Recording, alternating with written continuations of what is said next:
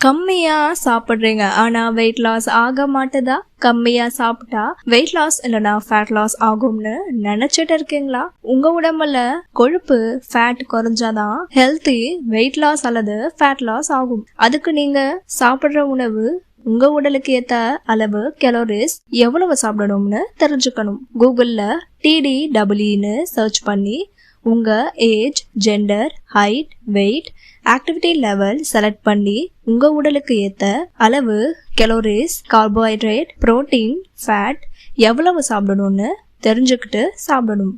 Fibre intake value தெரிஞ்சுக்கிறதுக்கு உங்க வயசோட 5 கூட்டினா எவ்வளவு வருதோ அதுதான் ஒரு நாளைக்கான ஃபைபர் இன்டேக் வேல்யூ. உதாரணம், 3 வயசு குழந்தைக்கு 5 கூட்டினா 8 கிராம் தேவைப்படும். WHO கைட்லைன்ஸ் படி ஆண்கள் பெண்களுக்கு ஃபைபர் இன்டேக் அளவு வேறுபடும். பெண்கள் 25 கிராம், ஆண்கள் 38 கிராம் சாப்பிடணும். 1000 கலோரிஸ் ஒரு அடல்ட் சாப்பிட்றாங்கன்னா 14 கிராம் தேவைப்படும். அது போல எவ்வளவு கலோரிஸ் சாப்பிட்றீங்களோ அதுக்கேற்ற மாதிரி கணக்கிட்டு சாப்பிடுங்க. கம்மியா சாப்பிட்டா மட்டும் வெயிட் லாஸ் ஆகாது.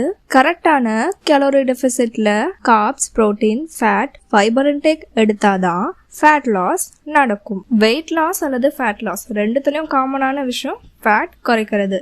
அதுக்கு நீங்க உடற்பயிற்சி பண்றது, உதாரணம் யோகா, வாக்கிங், ஒர்க் அவுட் பண்றது, இதெல்லாம் கலோரிஸ் ஈஸியா பர்ன் பண்ண உதவும்.